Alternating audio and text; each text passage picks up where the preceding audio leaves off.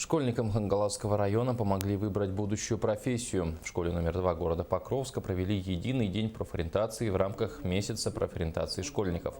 С учениками 9, 10, 11 классов встретились руководители и специалисты различных учреждений города.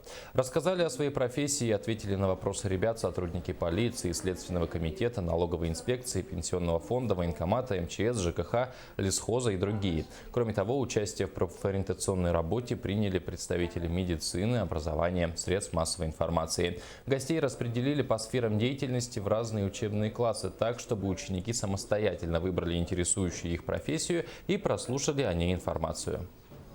С прошлого года проводим такие мероприятия для наших учащихся 9, 10, 11 классов с целью, чтобы им уже к 11 классу было легче выбрать и определиться со своей специальностью. В прошлом году детям очень понравились такие встречи, и они пожелали, это было в принципе пожелание детей, чтобы мы приглашали по их интересам.